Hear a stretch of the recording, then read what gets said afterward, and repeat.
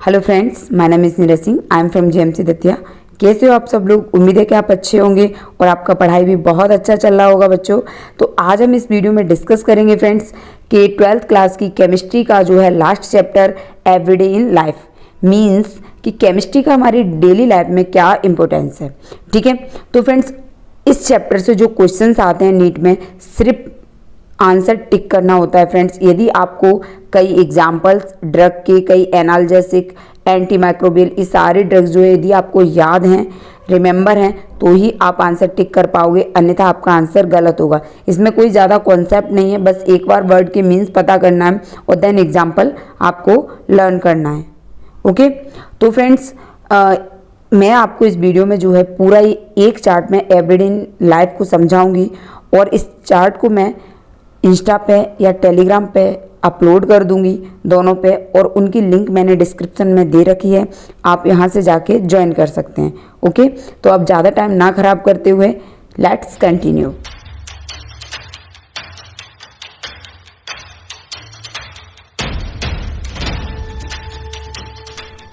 तो फ्रेंड्स इस चैप्टर में जितने भी टॉपिक्स हैं उनको मैंने एक एक पॉइंट उठा के समझाया है। ठीक है, तो फ्रेंड्स इसमें सबसे पहले दिया है ड्रग।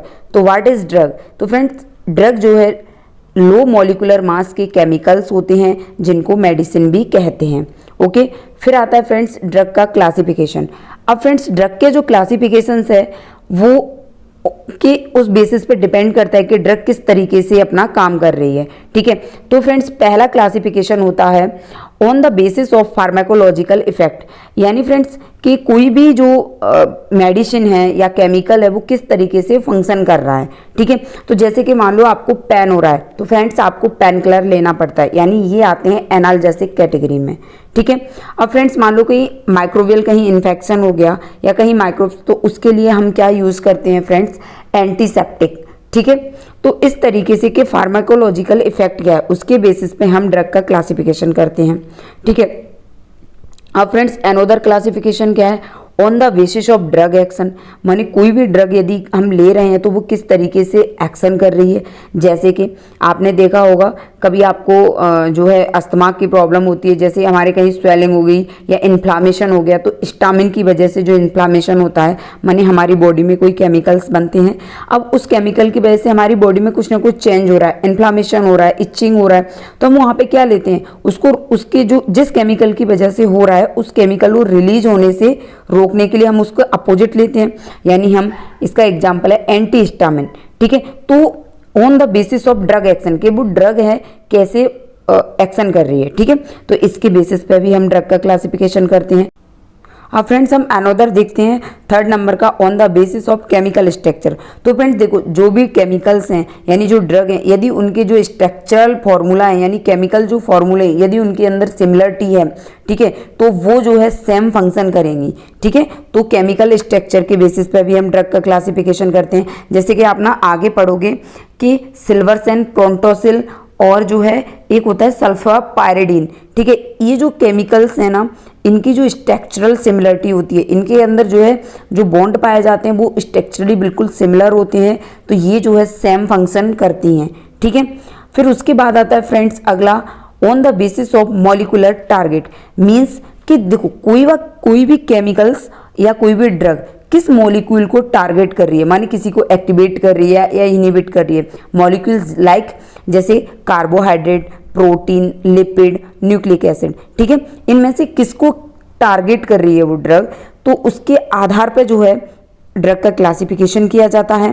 तो मॉलिक्यूलर टारगेट बहुत इंपॉर्टेंट है।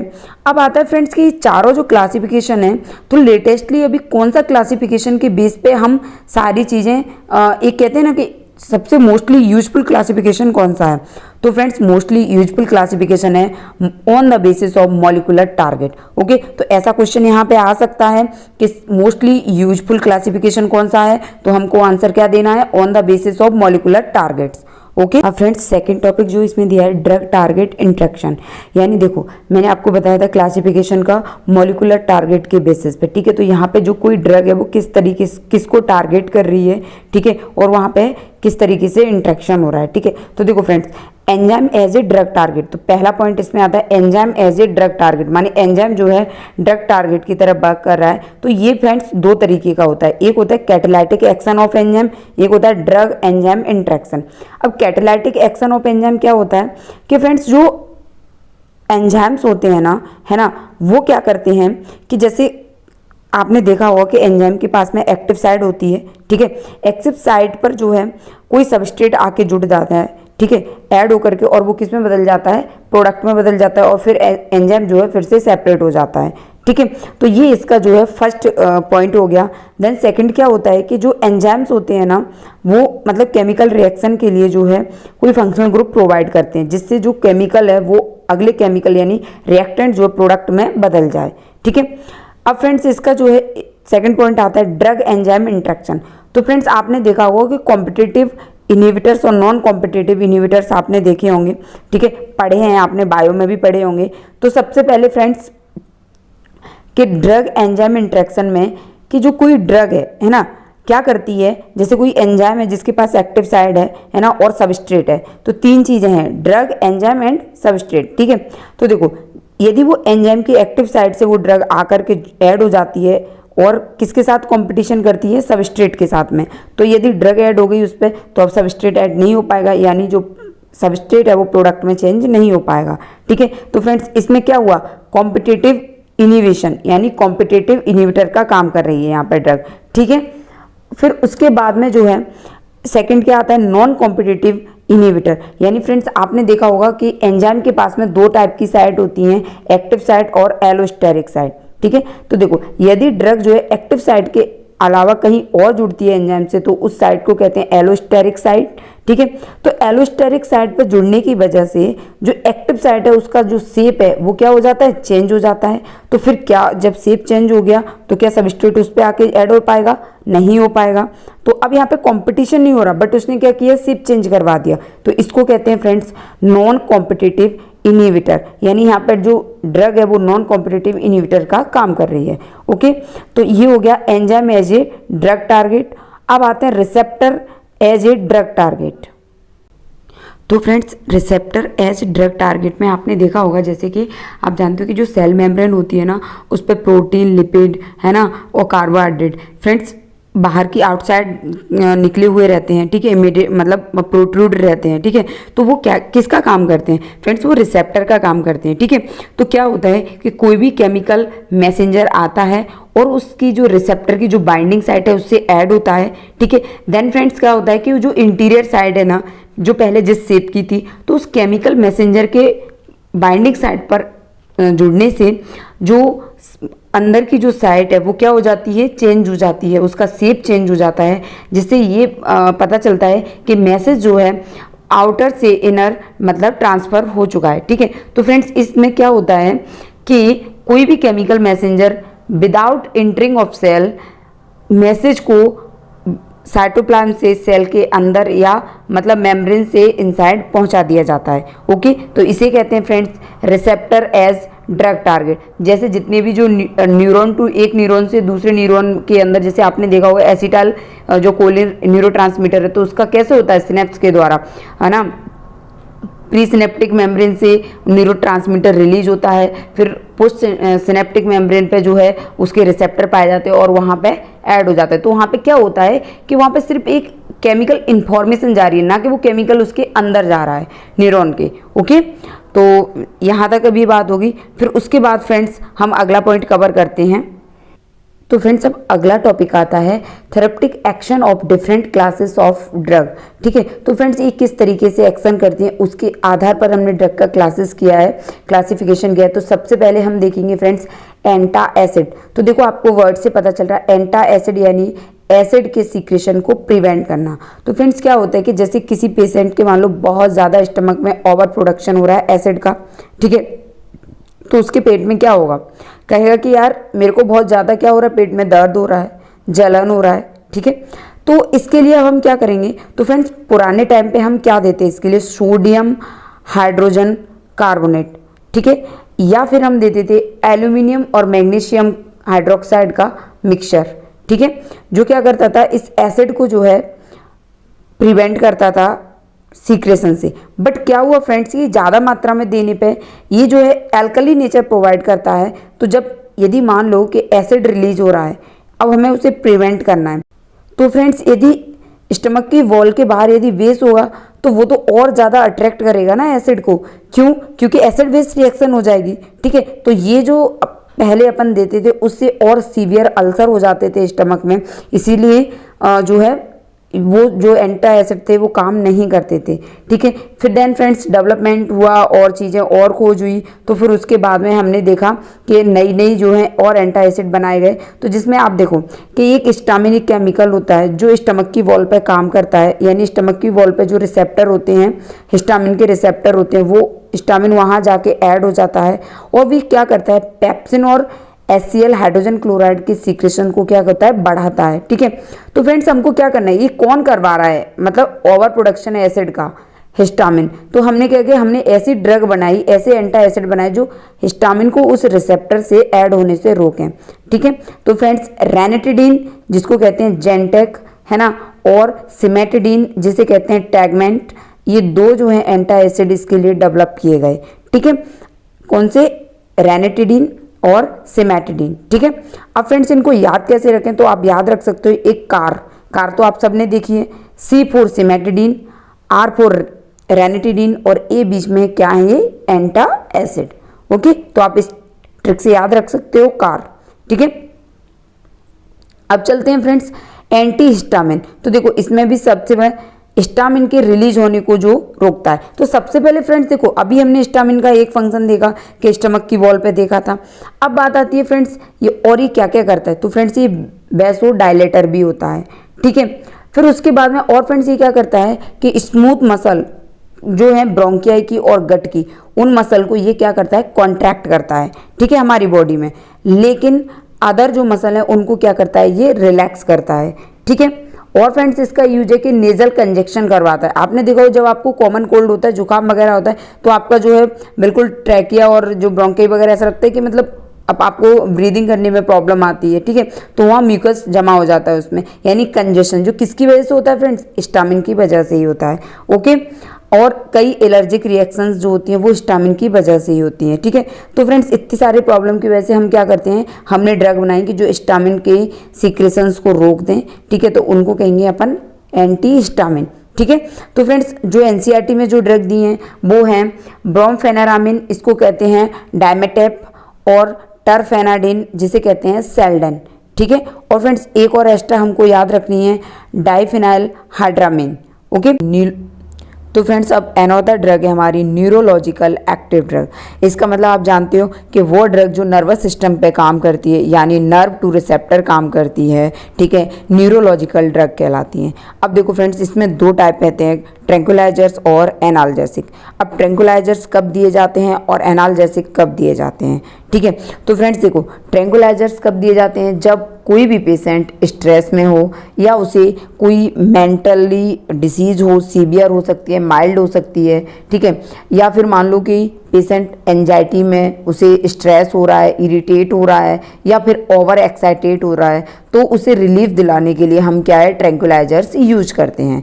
ओके, अब फ्रेंड्स ट्रैंकुलाइजर्स भी फ्रेंड्स टू टाइप के होते हैं, और क्योंकि देखो NCERT में वो सारी चीज़ें थोड़ा डिवाइड नहीं की गई हैं, बट मैंने आपको समझाने के लिए इसको डिवाइड किया है, क्योंकि जो उसमें ड्रग के नाम दिए हैं NCERT के अंदर वो एक एक सेंटेंस में अलग अलग फंक्शन कर रहे हैं, माइनस डिफरेंस है सब में, लेकिन वो हैं सारे ट्रैंकुलाइजर्स। तो फ्रेंड्स जो ट्रैंकुलाइजर्स होते हैं वो हमारे पास टू टाइप के होते हैं, हिप्नोटिक जिनको सेडेटिव भी कहते हैं, मूड एलिवेटर जिन्हें एंटी डिप्रेसेंट भी कहते हैं। ओके, तो देखो सेडेटिव माने जिनसे नींद आती है हमको, हमारा दिमाग जिससे ना शांत होता है हमारा ब्रेन। ठीक है, तो होते हैं सेडेटिव। मूड एलिवेटर यानी हम मतलब जैसे अपन पढ़ने बैठ रहे हैं तो एकदम से है ना, और अपना दिमाग बहुत ज़्यादा एक्टिव हो जाए, या कोई पेशेंट मतलब डिप्रेशन में चला गया तो हम उसके लिए मतलब एक कि उसका मूड सही रहे। ठीक है, तो ये दो टाइप के हो गए। अब उसके बाद आते हैं सेडेटिव की एग्जाम्पल्स क्या है, तो फ्रेंड्स बार्बिट्यूरिक एसिड जो है और उसके डेरिवेटिव्स जो होते हैं, ठीक है, वो सेडेटिव ट्रैंकुलाइजर्स होते हैं। ठीक है, तो देखो मैंने इसमें एक ट्रिक बताई है आपको, वीनस आर्टेरियल लूप। ठीक है, V for veronal, N for Nembutal, S for Seconal, arterial माने एम्बाइटल और एम्बाइटल है ना, और लूप माने लूमिनल। ठीक है, तो आप इस ट्रिक से याद रख सकते हो, वीनस आर्टीरियल लूप। ओके, तो वेरोनल, न्यूबिटल, सेकोनल, एमाइटल और लूमिनल। ठीक है, ये बारबिटूरिक एसिड के डेरिवेटिव्स हो गए। ओके, अब आते हैं फ्रेंड्स मूड एलिवेटर्स क्या क्या है। तो फ्रेंड्स इसमें दो एग्जाम्पल जो है, देखो मैंने जो ब्लू कलर से लिखे हैं ना, ये एनसीईआरटी के एग्जाम्पल हैं, और मैंने इसमें एक ब्लैक कलर से लिखा है जी एस्ट्रा है, जो कि एक बार पूछा गया था, है ना। तो इसका क्या है, एप्रोनाइज्ड, इप्रोनाइज्ड। ओके, दूसरा क्या है, फेनाल्जिन, क्या, फेनाल्जिन। अब एक और क्या है, एम्फीटेमिन, इसको वेंजाड्रिन भी कहते हैं। ठीक है, ये हो गए हमारे एंटी डिप्रेसेंट। अब फ्रेंड्स कुछ जो ड्रग्स हैं उनके एक सेपरेट माइनर डिफरेंस है ना, वो फंक्शन दिए, तो मैंने वो भी आपको लिख के दिए। तो देखो, क्लोर डाइजेपॉक्साइड एंड मैप्रोमेट, क्या, क्लोर डाइजेपॉक्साइड एंड मैप्रोमेट, ये क्या है फ्रेंड्स, ये माइल्ड ट्रैंक्विलाइजर हैं, और ये जो जैसे कोई स्ट्रेस में रहता है पेशेंट, तो रिलीविंग टेंशन, टेंशन को रिलीव करते हैं। ओके, फिर आता है फ्रेंड्स एक एग्जांपल जो बहुत इंपॉर्टेंट है, बहुत पूछा गया है, इक्वेनल। इसका यूज किया जाता है फ्रेंड्स डिप्रेशन और हाइपरटेंशन को कंट्रोल करने में। किसको, डिप्रेशन और हाइपरटेंशन को कंट्रोल करने में। ठीक है फ्रेंड्स, दो और ट्रैंक्विलाइजर एनसीईआरटी में दिए, बेलियम एंड सेरोटोनिन। तो फ्रेंड्स यहाँ पे मैंने जितने भी एग्जाम्पल ये कवर किए हैं वो सारे ट्रैंक्विलाइजर्स हैं, बट थोड़ा सा मैंने इसमें डिवाइडेशन कर दिया ताकि आपको ये चीज़ें अच्छे से समझ में आएँ। ओके फ्रेंड्स, जो ट्रैंक्विलाइजर्स होते हैं, देखो मैंने इसमें ना वो थोड़ा उनका और डिटेल में मैंने वहाँ पे लिख के बताया आपको, क्योंकि माइल्ड डिफरेंस था। ठीक है, जो यहाँ पे आ नहीं सकता था चार्ट पे, इसीलिए। ओके, तो फ्रेंड्स अब देखो हम अनदर चीज़ देखते हैं, इसका सेकंड टाइप एनाल्जेसिक। तो मैं एनाल्जेसिक क्या होता है फ्रेंड्स, ये पेन को रिड्यूस करता है। ठीक है, तो देखो आपने कभी देखा होगा कि पोस्ट सर्जरी माने कभी भी कहीं ऑपरेशन वगैरह होते हैं, तो उससे पहले हम वहाँ पे दर्द ना हो, है ना, इसीलिए हम एनाल्जेसिक का यूज करते हैं। कार्डियक पेन में यूज करते हैं फ्रेंड्स, प्रेगनेंसी के टाइम पे, चाइल्ड बर्थ के टाइम पे अपन जो है एनाल्जेसिक यूज करते हैं। एंड कैंसर की जो टर्मिनल स्टेज होती है, यदि वहाँ भी वो पेन पिल हो तो वहाँ भी उसको यूज करते हैं। यानी कुल मिला के हम कहते हैं कि एनाल्जेसिक यानी जो पेन को रिड्यूस करते हैं। ओके, तो अब फ्रेंड्स एनाल्जेसिक दो टाइप के होते हैं, क्या, narcotic and non narcotic, addictive या नॉन एडिक्टिव। ठीक है, तो देखो नार्कोटिक को एडिक्टिव कहते हैं। अब वर्ड से पता चल रहा है, एडिक्टिव माने जिनको लेने से हमें क्या हो जाता है, एडिक्शन हो जाता है। ठीक है, तो फ्रेंड्स इसके अंदर कौन से आते हैं, मॉर्फिन, कोडीन और हेरोइन। ठीक है, अब आते हैं फ्रेंड्स नॉन नार्कोटिक और या नॉन एडिक्टिव, माने जिनको यदि हम कंटिन्यूस लेते भी हैं किसी वजह से, तो फिर हमें इनका एडिक्शन नहीं होता है। ठीक है, तो फ्रेंड्स इसके अंदर आते हैं एस्प्रिन, पैरासीटामोल, आइबुप्रोफेन, नेप्रोजेन और नोवाल्जिन। ठीक है, नोवाल्जिन फ्रेंड्स पूछा गया है, पैरासीटामोल भी पूछा गया है, एस्प्रिन भी पूछा गया है।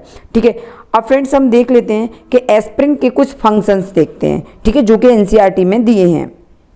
तो फ्रेंड्स एस्प्रिन के फंक्शन क्या है, तो देखो सबसे पहले ये एस्प्रिन क्या करती है, इनहिबिट सिंथेसिस ऑफ प्रोस्टाग्लैंडिन। तो हमारे बॉडी में फ्रेंड्स एक केमिकल बनता है जिसे कहते हैं हम प्रोस्टाग्लैंडिन। अभी प्रोस्टाग्लैंडिन करता क्या है फ्रेंड्स, ये हमारे जो टिश्यू होते हैं उनमें इन्फ्लामेशन करवाता है, या और इन्फ्लामेशन हो रहा है तो फ्रेंड्स वहाँ पे पेन भी होगा। ठीक है, तो एस्प्रिन क्या करती है कि इस केमिकल को के बनने को ही रोक देती है। Okay, then friends another work होता है एस्प्रिन का, रिलीविंग स्केलेटल पेन। तो आपने देखा होगा फ्रेंड्स, जब एज जो पर्सन होते हैं उनमें आर्थराइटिस हो जाता है, जैसे जो जॉइंट पे जो पेन होता है। ठीक है, तो फ्रेंड्स स्केलेटल जो सिस्टम है हमारा, उसके पेन को रिलीव के लिए हम एस्प्रिन देते हैं पेशेंट को। ठीक है, और फ्रेंड्स एंटीपायरेटिक के रूप में भी जब फीवर वगैरह आता है तब भी एस्प्रिन यूज किया जाता था, है ना। फिर उसके बाद में फ्रेंड्स और इसका फंक्शन है प्रिवेंटिंग प्लेटलेट कोगुलेशन। तो फ्रेंड्स हमारे ब्लड में जो है ब्लड सेल्स प्लेटलेट रहती हैं, उनके कोगुलेशन को भी ये प्रिवेंट करता है, यानी ये एंटी ब्लड क्लॉटिंग होता है। ओके, और फ्रेंड्स हार्ट अटैक के जो पेशेंट होते हैं उनको भी प्रिजर्व करने में हम एस्प्रिन का यूज करते हैं। ठीक है, यदि आप एस्प्रिन के, जैसे किसी को हार्ट अटैक आया है, एस्प्रिन का इंजेक्शन लगाते हो तो जस्ट लाइक एक कि हम उनको क्योर कर सकें, हॉस्पिटल तक पहुंचा सकें, वो एक प्रिवेंशन का एक तरीका हो सकता है उस time, at a time. Okay, तो फ्रेंड्स ये हमारे हो गए एनाल्जेसिक। तो फ्रेंड्स इस चैप्टर का हमने रिमेनिंग पार्ट है वो पार्ट सेकंड में कवर किया है। आप इसको देखने के बाद आप उस वीडियो को देखिए और यदि वीडियो आपको अच्छा लगा तो प्लीज़ और भी लोगों को शेयर कीजिए, और अभी तक आपने यदि चैनल सब्सक्राइब नहीं किया है तो चैनल को सब्सक्राइब कर लीजिएगा, और अपनी पढ़ाई को अच्छे से कीजिए, ठीक है। और bye bye, take care all of you. और यदि आपको कोई भी और प्रॉब्लम है तो प्लीज़ आप मुझे कमेंट्स करके बता दीजिए।